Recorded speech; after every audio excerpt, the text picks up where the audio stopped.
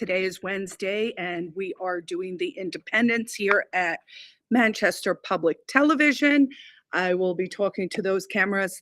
We will be chatting about mostly PorcFest, a little bit about this article in The Nation, maybe something about the attention economy if we get time, but primarily PorcFest. I will catch everyone on the flip side.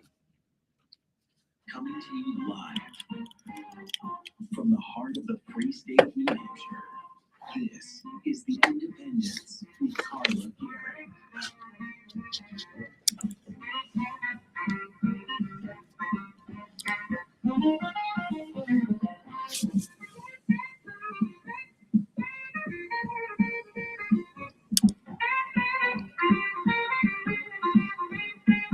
And now, here's your host, Carla Gearing.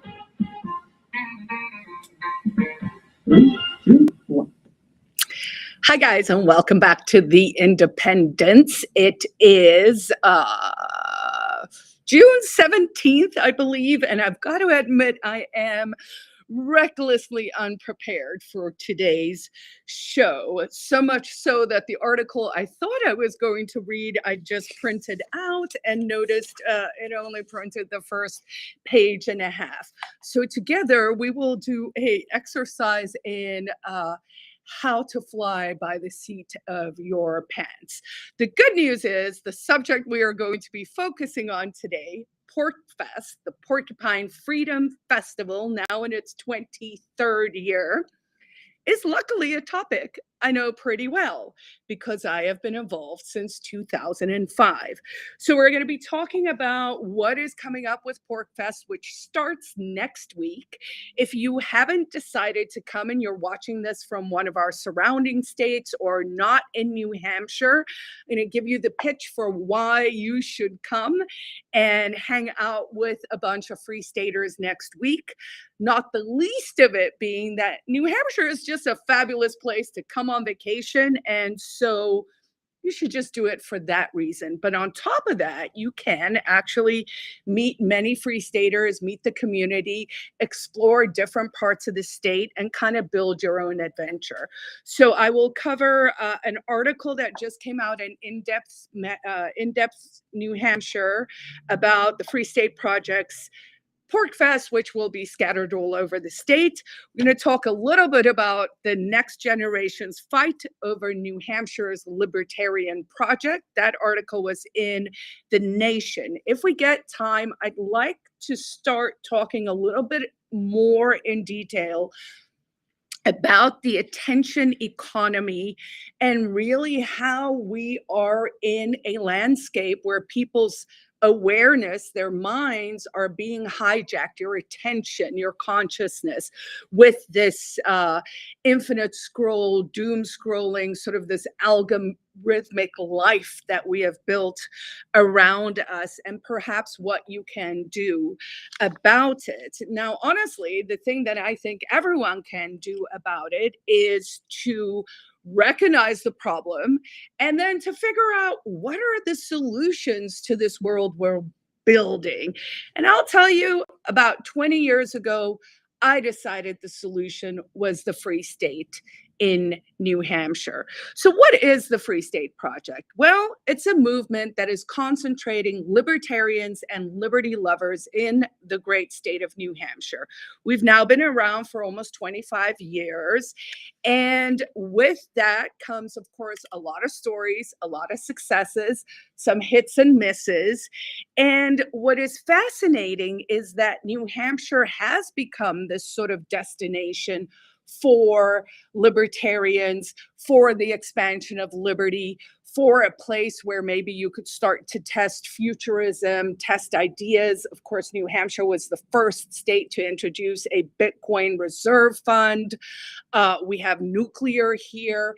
And so many of us who maybe like 20, 25 years ago started to see this sort of corruption at a federal level, decided, oh, we can sit around and we can whine, we can complain, we can be in mom or dad's or whatever's basement on the internet, or we can actually do something about it. And the do something about it became, why don't we all move to one state, a state with live free or die as its state slogan, so good fit on the face of it, and then try and implement these ideas.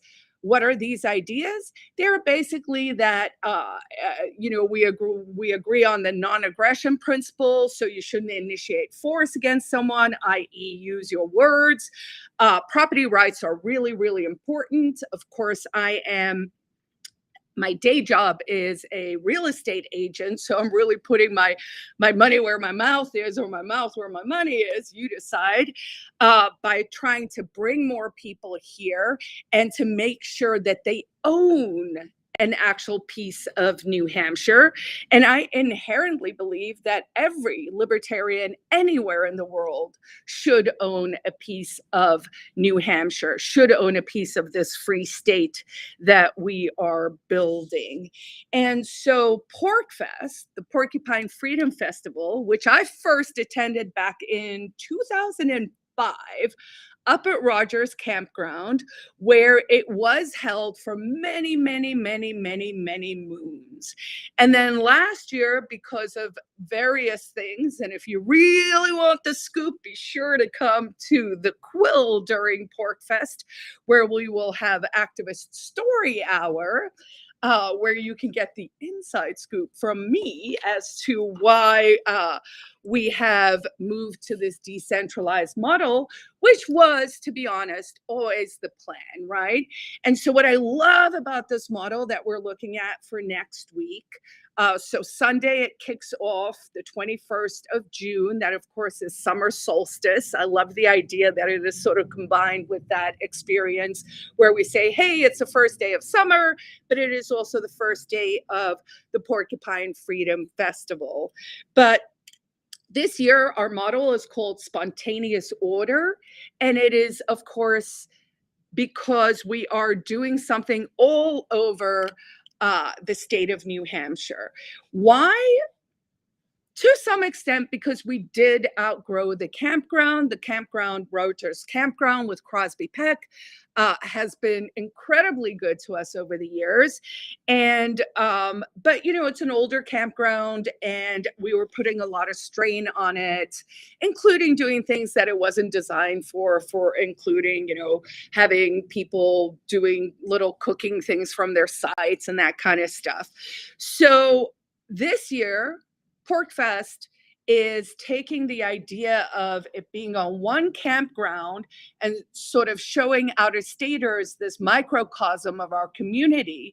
We have now actually zoomed out of the campground. Now we're looking at the entire state of New Hampshire, and across the entire state, various clubhouses are doing events. Some free staters are doing things at their houses. Some people are doing things just willy-nilly. There'll be tours of the State House. People are doing movie nights. I believe the Mises Institute is doing a lecture on healthcare at one stage. So I'm going to kind of drill down into it a little more with more detail. But I thought it was kind of sweet. I asked Groff this morning when I was doing my show prep to sort of summarize a little bit of some of the media attention that PorcFest has received over the years. And then I will go into this Business and Economy article, which I haven't actually read, so we can kind of experience it together on the fly.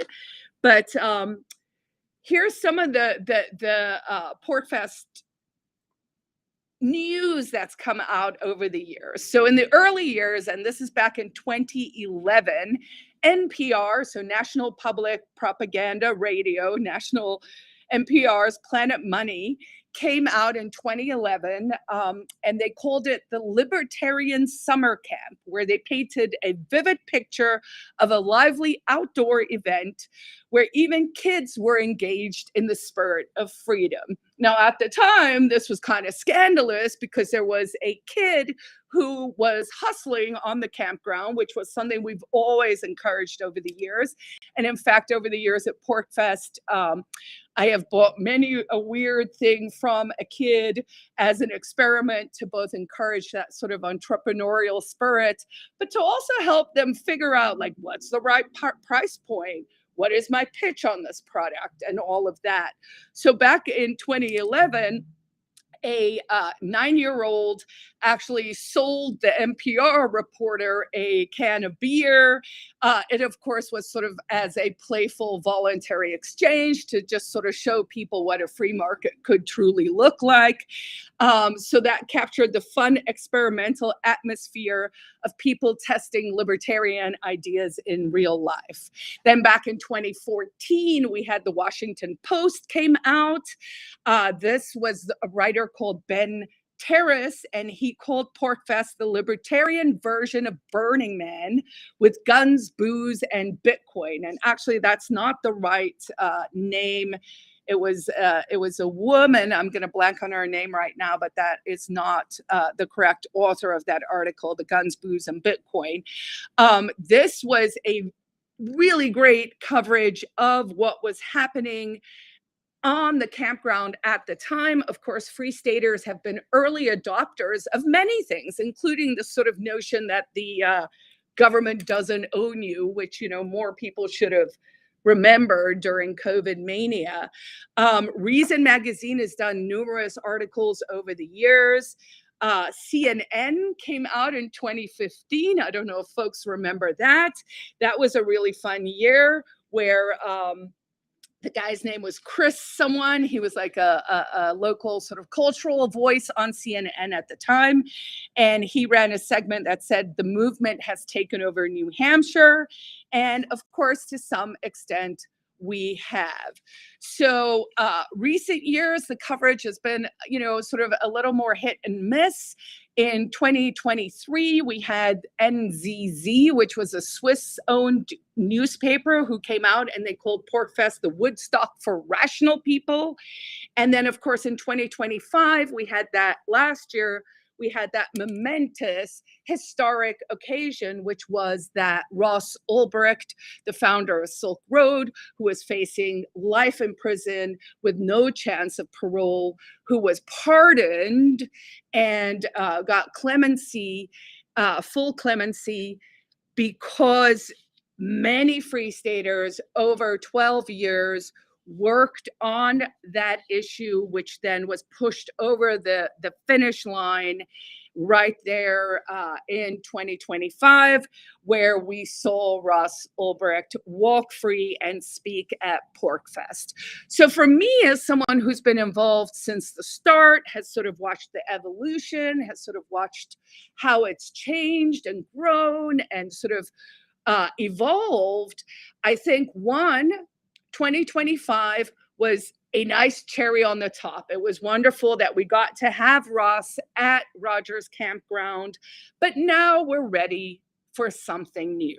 So what does this something new look like? I think the first thing I want to leave people with is this notion that PorcFest now becomes build your adventure. And if you're sitting at home and you're like, I don't know what to do. Am I going to go? Why are there no tickets? I will say this, for next year, I would recommend that folks do create a top of the funnel PorcFest ticket so that, one, we have a sense of who's coming, even if you don't know to which location, but that would give us a better sense of just the top of the funnel, right? People to contact, some known sense of, did we sell, 200 tickets? Did we sell 2,000 tickets?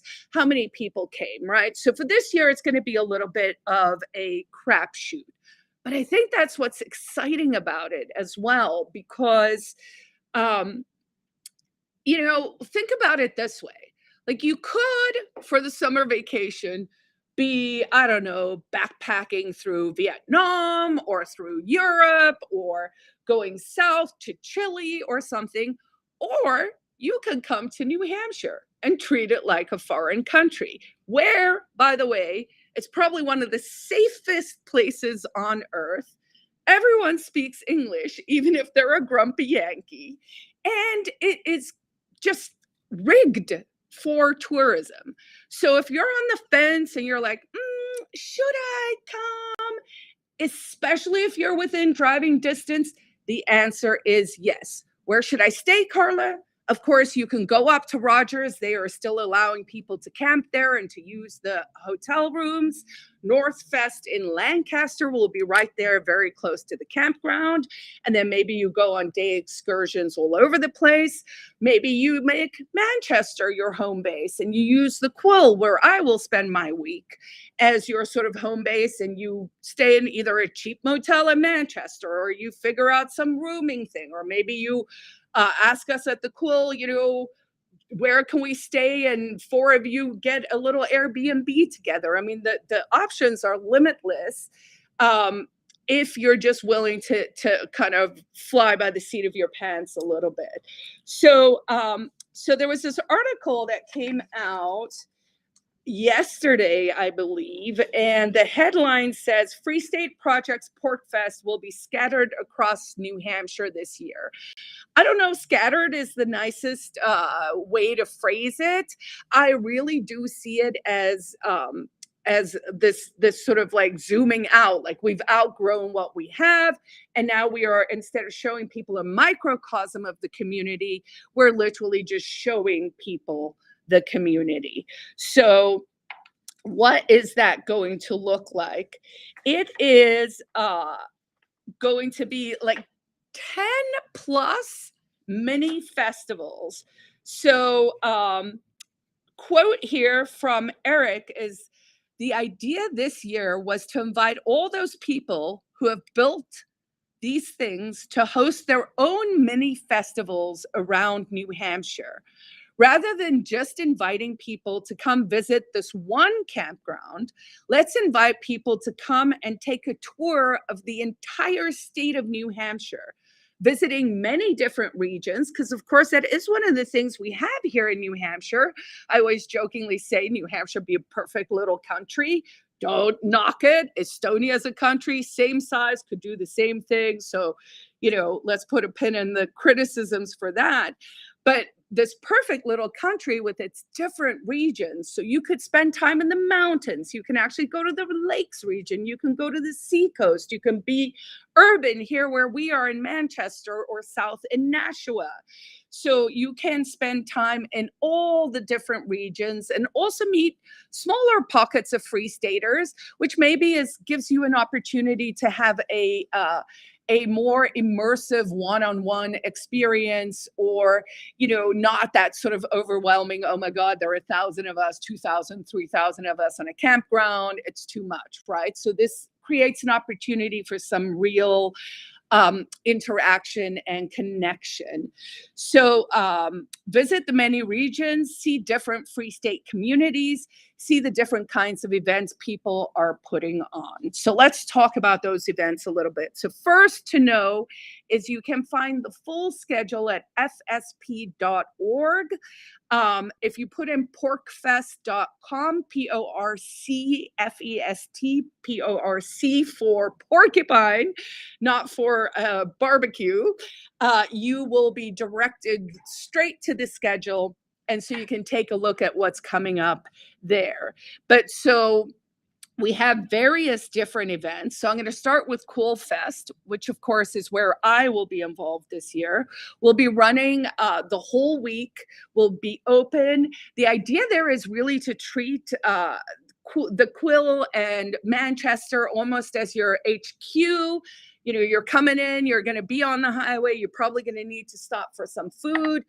Pop in, take an exit 5, come pop in at the Quill, street parking, or park near the church, or down at the CVS and just walk up, or Rite Aid, which is closed down, but down by St. Mary's Church in the parking lot there's an extra parking lot that is for public parking, and just walk up the hill, come say hi.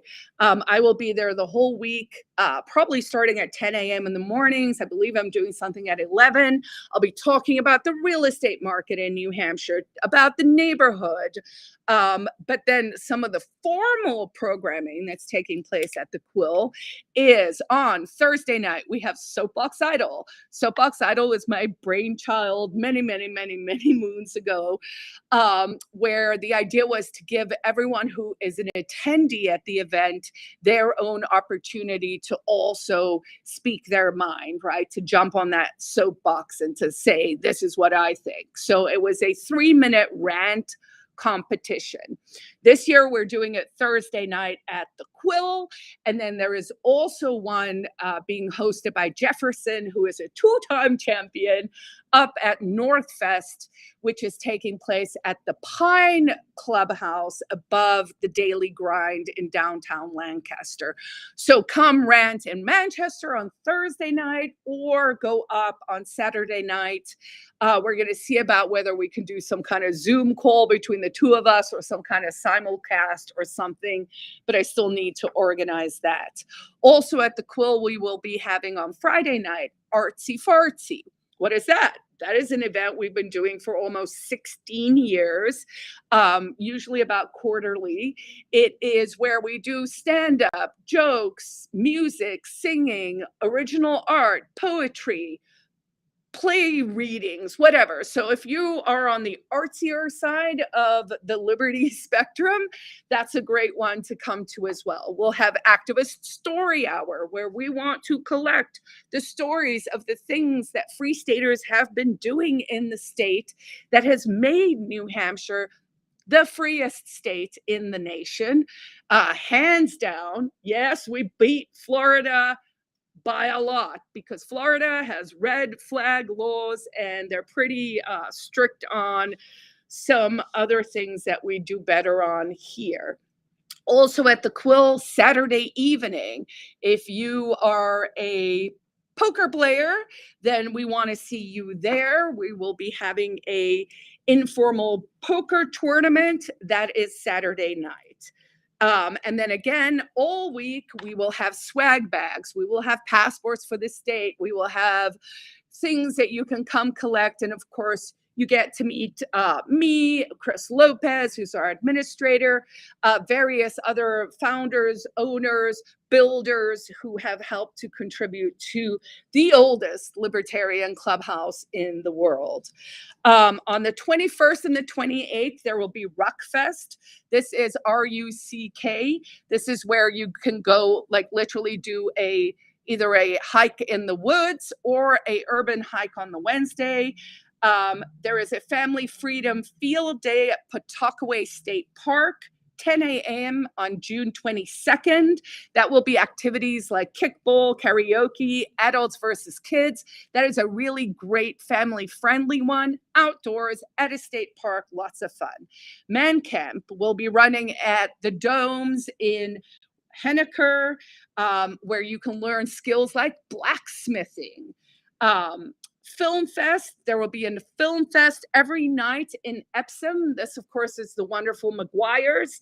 They will be showing libertarian-leaning movies. They have a little tiny home theater with maybe 10 or 12 seats, popcorn machine. I mean, it's a real treat. If you could do that one, I would highly recommend go do that. We have PorcFest, F-O-R-K, so pork with a C, fork with a K. That is started as a mini split all fork fest, and that will be taking place up in Errol. That is very far north and remote. Ware Fair, W-E-A-R-E, Ware is the town of Ware. On June 23rd and 24th, there will be workshops and hiking and music. That is one of our clubhouses in Ware. Nice little field there. You can go hang out. That should be a lot of fun. There is Move Fest at Drake Hill Road in Stratford. That will be featuring conversations for new movers. So if you're new, that could be a good one for you. Northfest, as I mentioned, up at the Pines. That programming is Thursday through Sunday. That would be great to go attend as well. And then on June 27th, from 9 to 2 p.m. in Wyndham, the Mises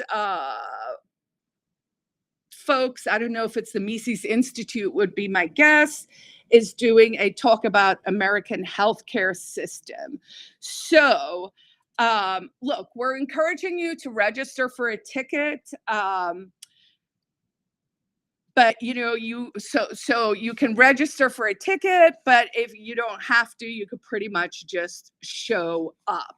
So what is the note you're hearing? What am I laying down here? I am laying down some decentralized, spontaneous order, possibly spontaneous disorder as well. But you know what? We're trying new things, and this is all about the adventure. So think about it as pick your own adventure, right? So let's say you're like, okay, last minute, I'm going to decide I'm coming next week. What am I going to do? I say just show up. Come to the Quill on Monday. I'll help you get a lay of the land. Treat it like, oh, I'm going to a foreign country on this week thing. But honestly, it's going to be so easy, right? So New Hampshire is the destination, but your week's experience, of course, is that journey. And that becomes that thing where you're like adventuring, you're discovering, you're stopping for homemade ice cream at every stand you can find. Maybe come to it with an open heart and mind, where you just kind of say, oh, I don't know what's about to happen, but I'm curious, and you're going to be safe, you're going to have fun, and you're going to meet awesome, awesome people. So that's my pitch to the entire world out there to come to the Porcupine Freedom Festival. This one is new. It's going to be historic. I definitely think there's potential for this to scale up and to become the sort of vision that I had 25 years ago, where it's all over the state. Lots of folks know currently this week is Bike Week. That is when tens of thousands of bikers come into New Hampshire. So it's almost taking that kind of thing, but then scaling it up, right? So if you're a libertarian who's always been like, I should have checked out New Hampshire, maybe you don't do it for this year, but then definitely do it for next year. The idea is that eventually, if you're a libertarian, you're getting married in New Hampshire. This becomes a destination for people because why? It's already an awesome, awesome tourist destination. It is built for this, and it is built for an incredible quality of living that is very hard to beat very few places in the world. And I say that with confidence because I have lived many places. I've lived on 4 continents.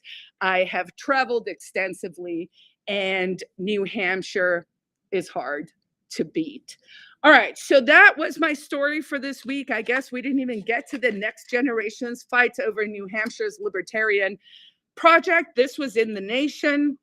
The headline says 25 years after libertarians began migrating to New Hampshire to consolidate power, mind you, young politicians are deciding whether to embrace their vision or resist it.